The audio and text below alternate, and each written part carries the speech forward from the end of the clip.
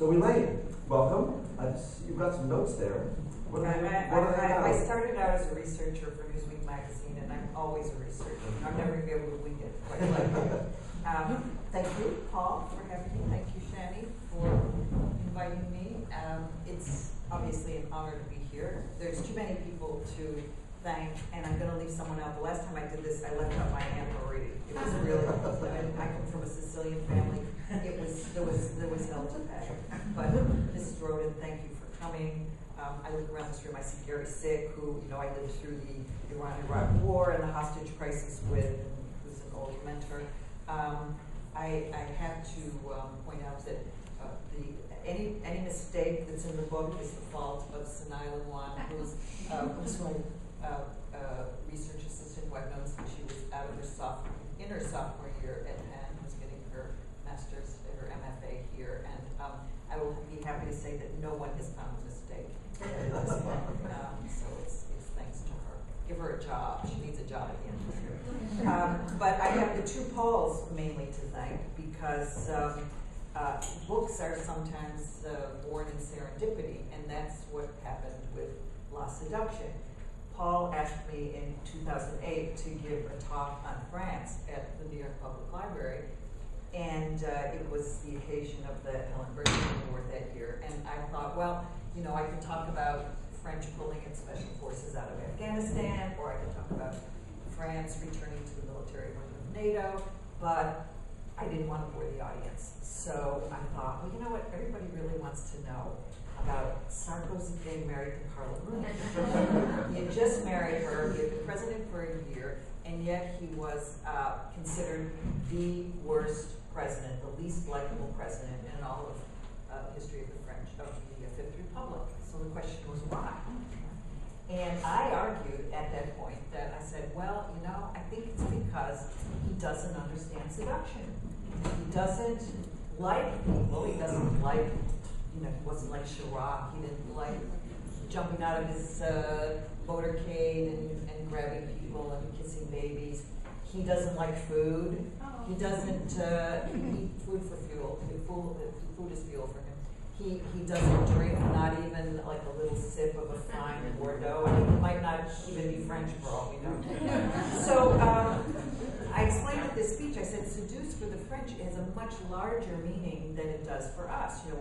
We might use the word charm or attract or persuade or engage or entertain. The French will use the word seduce. So another Paul, who is here tonight, Paul Gallo, who was the editor on my Iran book, came up to me afterwards and said, Elaine, this is your next book. So I have the two Pauls today. And by the end of this evening, we're going to have the idea for the next book. Okay. So I embarked on a project that would help explain France to American readers through the prism of seduction. And I argued that seduction is France's unofficial ideology, that beauty, allure, charm are powerful engines in the bedroom, obviously, but they're also powerful in the boardroom, in the political corridors of power, in diplomatic negotiations, in food, in culture, in dress, in literature, and in manners. And with the help of Sanai, we set up a Google alert. Remember that Google alert, Sanai? 636 hits in 3 months, yes, on the word seduction. And we learned that seduction, if the word is used in a very different way than we use it in English. I mean, for example, I started to see seduction in the weirdest places. Like there was a headline in Libération one day about Afghanistan, and it had this soldier, French soldier, all dressed up in full battle gear with his bulletproof vest and automatic rifle and helmet. And there's all these peasants cowering in the background on the floor. And the headline was, New French Strategy in Afghanistan, Opération Seduction.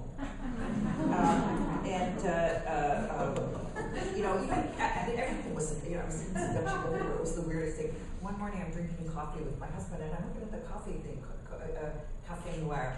And I'm saying, un café nommé désir. And I said, look, Andy, you know what?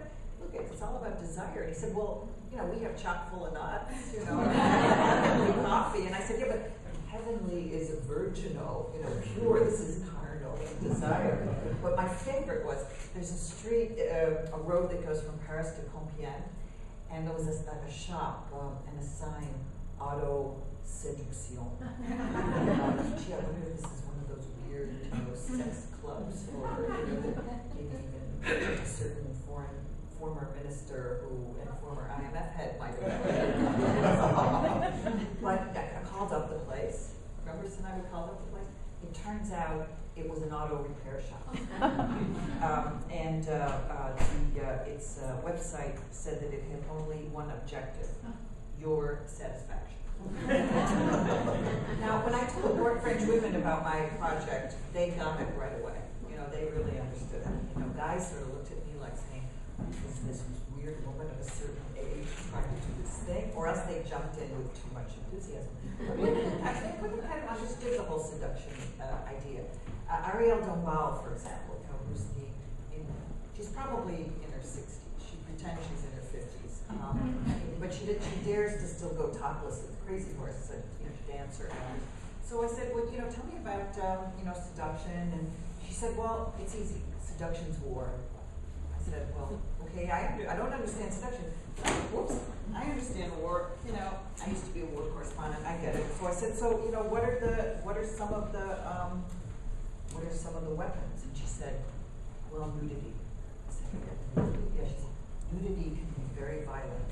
I said, okay. And she said, I never nude in front of my husband. I said, you never nude? I said, even when you go to the shower? She said, no, never, except when I'm in the bed. And she said, and you too should never be nude in front of your husband. I said, okay, you knew, right? She said, well, why? And she said, well, otherwise he won't buy you lunch. And then I thought, well, she's a little too sexy for me, so I went to call on Inès de la Française, who some of you may know. She wrote that book, La Parisienne. She's now the aging face of L'Oréal. And she's like the perfect Parisienne. She's sort of like the French Audrey Hepburn. And she had some very concrete advice. She said, look, this is a very serious subject, and you're a very serious journalist, and the only way to do it is you have to have first-hand experience, so you have to have a French lover. So I said, but, you know, I'm married, and I really love my husband. You know, I'm a married woman. She said, even better. A married woman who's not going to threaten the guy's marriage and who's not going to stay in France forever, who's going to leave. This is perfect. So then she gave me some advice. She said, well, the first thing you have to do is go buy a new wardrobe. And you've got to go get a new hairdo. And then get a Turkish bath to go feel some pleasure. And then just go sit in a cafe. And you sit in a cafe. She said, you know, you'll see something will happen. Okay. So I'm writing, I'm taking all the notes there. And then she said, and then, you know, like when you go to Deauville with your lover, and it's 3 in the morning, and your husband calls you, you just say to him, oh, no, that's not the sound of the sea that you hear in the background. And then she said, the most serious advice was, she said, now I have to tell you something very serious. You have no time to waste because of your age. This is your last chance. She said, because pretty soon you're going to only be worried about your dog, your cat, you know, your garden. And she said, and then you're going to get arthritis and you're not going to be able to take long walks along the beach. So the next morning at breakfast, I said to my husband, I started writing a list. You know, I thought, okay, who could be my pretend French lover? So I thought, okay, maybe the guy downstairs who's retired and wears a cashmere scarf and tweed jacket to ride his bicycle to the supermarket. Or maybe this, you know, radio host who is safely gay, you know. And then I had a British colleague who offered to play the part, but, you know, he was British, so that wasn't going to work. So my husband's saying to me, he eats special K and bananas every morning. He said, what are you doing with this list? I said, well, I'm writing down the list of my possible potential lover for my research for my book. And I told him, you know, the different potential candidates. And he said, Elaine, I don't think you're supposed to be telling me about this. So indeed, she was, Inez was right. Never tell your husband about the lower. So I learned all sorts of things along the way. You know, Paul mentioned smile. You know, I learned about le regard, the look, you know, the deep look when you make contact with the other, like you and I are doing right now. It's like that stare when people give you on the subway, when you think, why are they all staring at me? You know, and the Parisians are really mean. It's really a visual caress, but again, who knew? Or the smile. You never smile at strangers. I had no idea why people thought I was, I belonged in insane asylum for so many years. Like, did you know that this building started out as an insane asylum for rich men? So, and I learned a lot about French politics too. That French politicians love and are loved. It's the only way they can really do it, and this is why Sarkozy was a one-term president. You know, I seriously read Giscard d'Estaing's memoirs, and reading his memoirs, I learned that when he was on the campaign trail, his main his main advantage was that he wanted to get the women's vote, and he knew how to do it because he said he looked into the eyes of 17 million French women. They all fell in love with him, and they voted for him. Then there's Dominique Strauss-Kahn, and every time a dinner party would get boring, I'd say, so what about Dominique Strauss-Kahn? What do you think about him? And are all these stories about his allure and his concept, are they all true? You know, and it would always start it would liven up the conversation again. You know, and most people said that his robust activity would add to his appeal. Now this was pre-Sofitel, but at one dinner party, I asked, I said, well, what if, say, you know, there's compromising videos that come out about him or something like that, and still people said, no, you know, it's okay. And one woman said that his reputation as sexually vigorous would add to, not detract from his appeal as a candidate. And a male guest suggested it was a statistical issue. I'll just read his quote. He said, the big news in France is not that politicians who have had plenty of women win elections. This is not a question of nature. It's a question of degree. Between 1 and 5, there's no difference. Between 5 and 1,000, there would be a difference. So I said, okay, now I get it. You know, it's okay for a president to have 5 mistresses, but not 1,000. You know, Maria Petraeus, it only took 1. I'm often asked what the reaction is to the book, and the reaction was quite mixed, the reaction in France. On the one hand, because I was saying the French were seductive, the French liked the book, some French, and this is probably something you may not even know, that Voltaire came up in reviews. The Nouvel Observateur said that this was the burlesque odyssey of a Candide in the land of the French.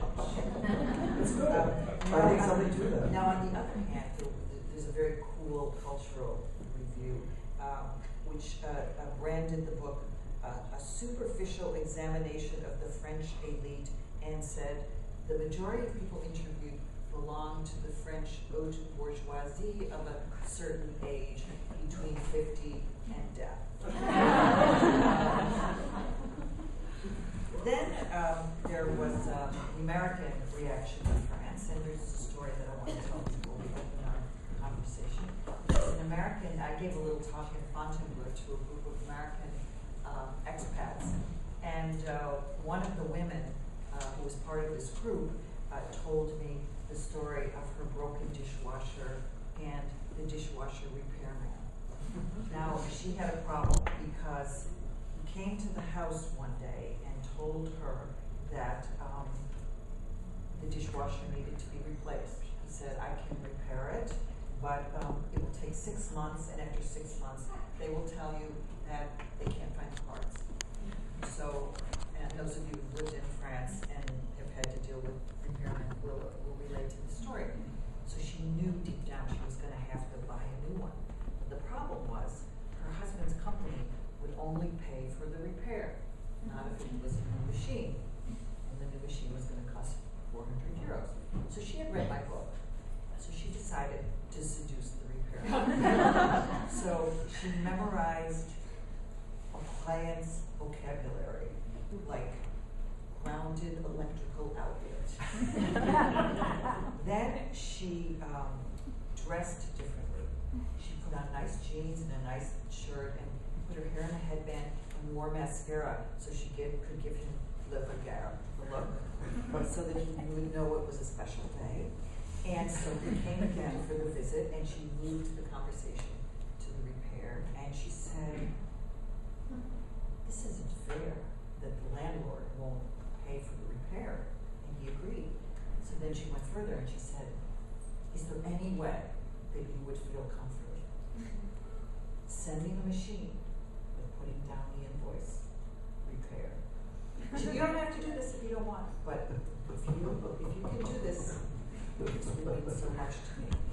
And he said to her, as he returned with her regard, you and I have built this rapport. I'll do it. We know the situation, and it will stay between us. So this is, to me, a perfect example of how no is never no in France, and how all that seduction is a conversation that you open by finding common ground with the other, and it's a conversation that doesn't end. And this is why Paul and I like to seduce each other in public. In public, yes. And our spouses even know. Yes, one of them is here. Thank you, Elaine. A wonderful, wonderful introduction to an extraordinary talk. However, there is. However, you see it right. You tell a story about another kitchen that has kind of a different ending from this one, and that is your kitchen. And that particular recounting of an episode with the owner of the building or the owner of the apartment, you used to put into context a certain kind of rigidity that manifests itself sometimes. That it's not easy, it might not even be possible to get around, and some of the implications of that for France and this part of French culture in a world that is increasingly competitive as a consequence of globalization and different ways of doing business from traditional ways. So why don't you tell about what happens when you've got really nice kitchen cabinets and you're giving up the apartment? What happened to you specifically about that? Because it's the other side of the coin. Yes, well, Paul is coming up with a story that when my husband and I moved from a fancy apartment in the 7th arrondissement to an older, more charming, and much less expensive apartment in the 9th arrondissement, we left behind this fabulous kitchen. I mean, those of you who've lived in France know you have to put in the kitchen. Well, when we moved in, the kitchen was there, and we bought the kitchen. And this was a great kitchen. This wasn't a IKEA or whatever you say of your kitchen. This was really top of the line, great cabinets and Bosch appliances. And we just thought, you know what? We should just save the kitchen. We didn't even necessarily want the money back. We just wanted to save the kitchen for the next tenant. And everything that I argued failed. You know, I argued that it would add to the appeal of the apartment to have a kitchen. I argued that legally they should do it because it never was in the lease that there was a kitchen. I mean, I argued every single thing, but you know what I realized? I didn't wear my bandana, my headband, and put on my mascara. You know, but you had to rip the kitchen out. We had to rip the kitchen out, and then they charged us 2,000 euros because the apartment lease had said that there was just a sink in the kitchen. So they ripped out the whole kitchen, they put in a new sink, and they charged us 2,000 euros. So that's my example of anti-seduction. Yeah. And yes, it is this incredible rigidity and lack of imagination, I would say, that has doomed the French economy. And so far, this president seems to have very little imagination. There may be some questions from the audience on that, but I'll stick to the seduction part. Yes. Some years ago, I interviewed another distinguished person. This was a rabbi, and it was part of a gala benefit to support his work. And his name is Elaine Sciolino, and some of you may know of him. He's responsible for having translated the Talmud into modern Hebrew, into English, into French, and into Russian, actually. A staggering accomplishment. He's an incredible incredible kind of dynamo and a genius. And when he talks for hours. And the trick at this particular evening was to keep it brief. And why was John Powell doing this? Because the minister from Israel couldn't, who was, what's his name? The Russian, the minister who said, yes, he couldn't come because he was sitting ship or something. So I was the filler. So anyway, I said, well, what can I talk about? So the question I asked him, and I'm going to ask you a variant on it. Anyway, he answered 5 questions in 5 minutes apiece. It was a miracle. So, but the first question I thought he would speak for an hour on, it was the following. He said, what's the meaning of life and has it changed over time?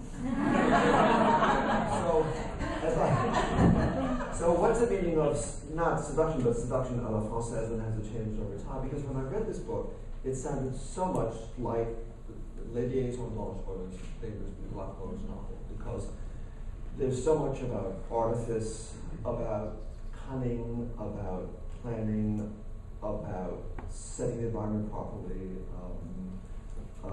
all these various kinds of things about how much skin to show, how much not to show, how much to keep secret, how much to be obvious, and so on and so forth.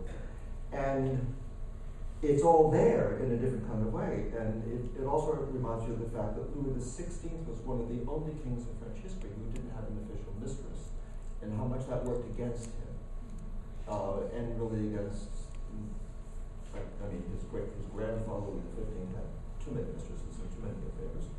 His great-grandfather, his great-great-grandfather, Louis XIV, had lots, and that did him a lot of good in terms of his dealing with people until he got himself in trouble with his disastrous wars and so on and so forth. But there is this tradition in France of leadership being measured in part in terms of amorous relationships,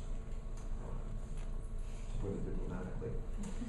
But so there's a century-old tradition of seduction that can be documented in all different kinds of ways.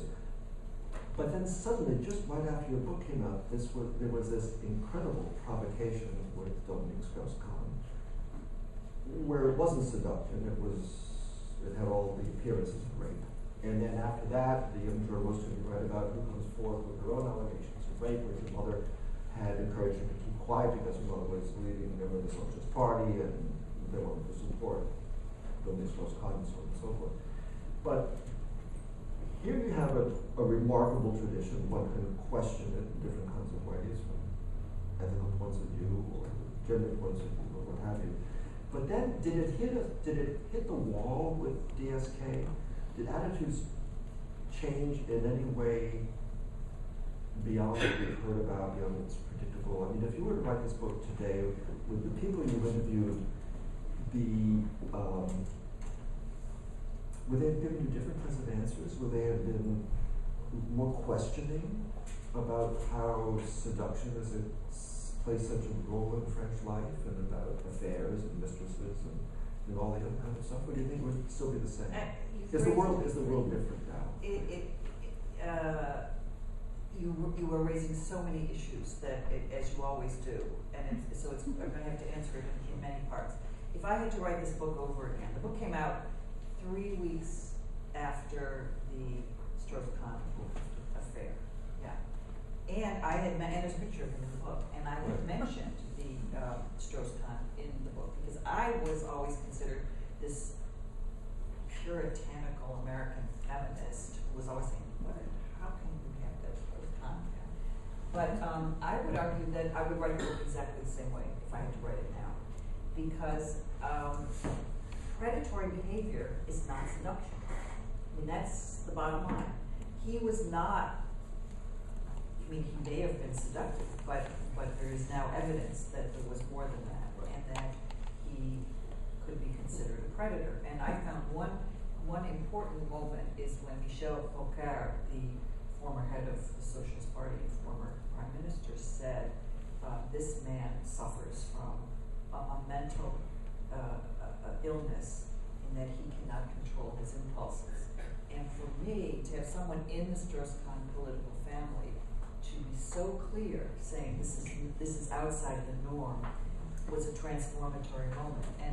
And I would argue that the StraussCon scandal was France's Anita Hill moment. That was a moment when the conversation changed, and issues like rape and incest and sexual harassment that before could be considered vie privée, and we don't go into someone's bedroom or even into someone's home.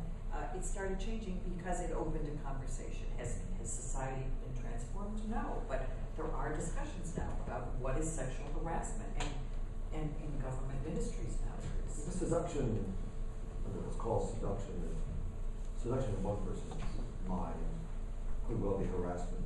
Absolutely. In the person who's on the receiving end of the attempted seduction. Right? And this is why I argue, I'm in this group that's called, as Shani mentioned, Femmes Program. It's 200 of the women movers and shakers of France. These are women, they're bankers, they're politicians, they're senators, they're types of corporations, they're jurists. And I interviewed a lot of them. I sort of did an informal poll of them. And I was stunned that what I considered aberrant behavior in the workplace, so many of them said was just normal, and that they quite enjoyed the kind of flirtatious repartee that in my husband's law firm in the United States would be absolutely forbidden. It's a totally different cultural affect. It's why Chanel, for example, does sexual harassment training for people coming to the United States, because the culture is different. But was that survey done before Dia's case? Yeah. But then we're done after, do you think would be the same? I don't think people think of him as a seducteur anymore. I really don't. Well, what amazed a lot of us on this side of the Atlantic was so many prominent members of the establishment, Jacques Lang, the into culture, rallied to his defense, Henri Lévy, same thing. And part of it might have been the shock of the perp walk, which New York does better than anybody else, I guess. The adherence of him unshaven and handcuffs and all these other consequences. Without a tie, too. There were the Kelber, no tie. But still, there was denial at very, very high levels of French society. In the beginning. In the beginning. But after the Carlton Hotel affair came out, that information came out that there were group sex activities with alleged prostitutes. But you couldn't tell because everybody had clothes on, so how could you tell them? That's what Dominique Strauss-Kahn's lawyer's defense Who's got the same name as my brother? I'll be looking at it. No, but it's very complicated and it's still playing out. But I still would argue that the notion of seduction being a key to understanding France in all of its different aspects is something that came as a surprise to me. You put your finger on it. I have to say, I never thought about it in those terms before. But my wife Judith and I had an experience some years ago. I was working on a book doing research at the French National Library, and we rented a flat in the 16th in August, and it was really dead, as you can imagine. And there was a Chinese restaurant in the neighborhood we used to go, and we were there. We used to go too, and we were there one evening, and there was this really handsome, a little sleazy, like Alain Delon, that kind of look, man there at a table near us, and he was seated opposite this very attractive woman in August. So anyway, and they were holding hands, and he was looking into her eyes, and she was looking into his, and they were just like all over each other, and you knew his wife was somewhere in the country. And then we went back the next week, and there he was, same table, same thing, different woman. It really was. So, one of the things that I did think of in reading this book again was, all this takes a lot of time. It does take and energy and calories and money and so is that a drag on the French economy? Yes, they spend so much time in process. The notion of the game and the process and let's linger and let's take things. let's let things go on as long as possible, whether it's a conversation or a meal or whatever. And I just, you know, as a journalist, I was like, I gotta get it done. You know, it's like, I don't care about perfection. I don't care. I just done this. You know, we can hit a deadline at 7 o'clock. Doneness is not the first thing in the French. It's not a value almost. Yeah. But look what's happening in France right now. You know, you've got young corporate heads who are saying, you know what, this plan is not going to work, and because we can't function here in France, we're thinking of leaving and going elsewhere. You know, Bernard Arnault has applied for Belgian citizenship. You know, the head of LVMH. Richest man in France, one of the richest men in the world. But someone told me, well, it's not really about going and living in Belgium. The trick is that if you have Belgian citizenship, then you, like Monopoly, you go to Monaco without paying taxes. But if you go to Monaco from France, you pay taxes. Right. And that's sort of part of a circuit. Long-term strategic plan. But this is off the records because what do we know? It's not off the record. I reported it out. So Oh, all right. I'm not off the record. You might be. We're a good team. But you know, one of the people that was very close to Elizabeth and me, and it was a real, and Judith, it was a real privilege for us to know her the way that we did, was Brooke Astor. And every man I knew fell in love with Brooke Astor. And I never really understood exactly why, and I did myself. But once I read Seduction, I knew she was one of the great seducers. And it was all about putting herself together in a certain kind of way, looking you right in the eye, making you like her in strategic different kinds of ways. And I knew that there was something there, but I wasn't able to put a label on it. But after reading this, it came to mind. And making you the center of the universe. Absolutely. Those 5 minutes or 10 minutes. I remember the first time I went to have tea with her, I was at the library, and I've been at Hunter, which has phenomenal history and legacy of women's education and powerful women, and 2 women Nobel laureates graduated from Hunter and all the rest of it. And Jenny Platel, a colleague of mine in French, is here from Hunter also. And I came out of that place with a mindset about women's empowerment and women's achievement and so on and so forth. And so at the library, coincidentally, when I was there at the beginning, had published a sort of a date book with photographs of women writers. Every page had a picture of some prominent woman writer anywhere in the world. So I bought a copy to Mrs. Astor because I thought she would like it. I didn't know her, so I assumed she was a feminist. So she, well, I didn't care about women. And her pecking order was men, dogs, women, children. That's how it worked. And so I realized that I was in a very different kind of environment at that point. But you talk here about women seducing other women, not in a sexual kind of way, but women asking you what perfume you chose to wear because that would tell them about you and how you want to present yourself, and looking at each other's underwear as you were wearing it. That's kind well, of. that was kind of in the read. You're Yes. 2 different things. Yes. So one, the underwear incident was with Chantal Thomas. I mean, the lingerie queen of France. I mean, we were doing real research. But imagine Chantal Thomas was telling me about the importance of lingerie. Now, a lot of American women wear lingerie for engineering purposes and architecture. We don't, not necessarily for the aesthetic reason, but she was telling me that you should wear lingerie for yourself, and if you don't have beautiful lingerie on, then no matter what you have on over, you're not going to feel beautiful. Okay? And I said, well, what kind of lingerie do you wear? And she said, you mean now? And I said, yeah. And she took this black turtleneck. She's dressed up to here in black, and she pulled it down, and there was this piece of art, with cutouts and lace and fine ribbons and sorts of things. And then she said, "So what do you wear?" All I can say is, well, it's very plain and functional.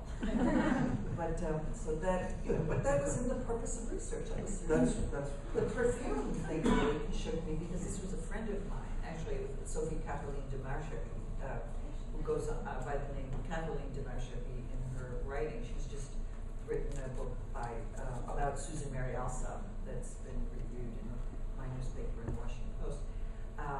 And she was a real guide for me throughout we were both writing books at the same time, and really, really helped me a lot. And as we got to know each other, she sent me an email late one night saying, "What perfume do you wear, if I may ask?" Nobody in my life has ever asked me what Your husband? Not even, well, this is off the record, because we're not supposed to say that my husband never bought me perfume or lingerie in my life. But no, but you say he never asked you what perfume. No, yeah, but it's worse than that. Oh. And I'm really perplexed with this email from a woman saying, "What was it?" And I wrote back and I said, "Why do you want to know?" And she said, "Because I want to get to know you better." And it was fascinating because she somehow thought that if she knew what kind of perfume I wore, that she would know what kind of spirit I had.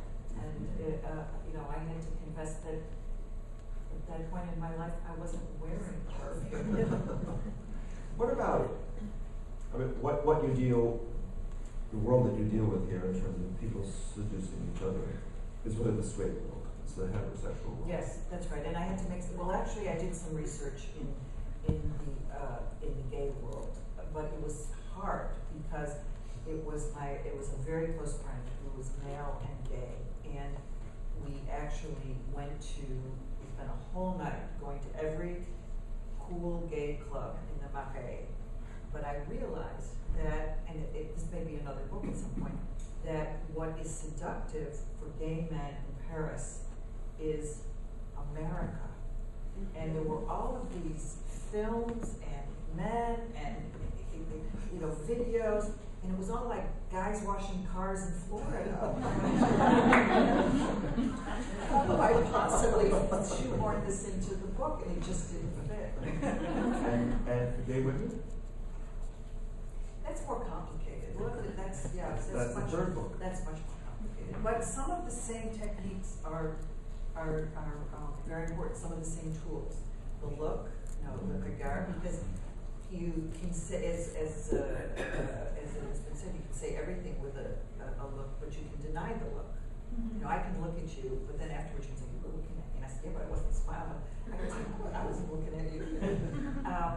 The voice, the way your voice comes across as a tool of seduction. The bees. This is something that I learned from Sinai. I mean, one of the reasons that people wear perfume, men as well, is because it is a custom to do the two cheek kiss. You instead of a handshake, you're entering into somebody's physical space. It never occurred to me that for one moment you enter a space and then you come out, and so you leave a memory if you leave your scent. So there are all of these different ways to seduce that in both the gay and straight community. One final question, and then we'll have questions from our very engaged audience. What about, we all know assimilation is a real issue in France.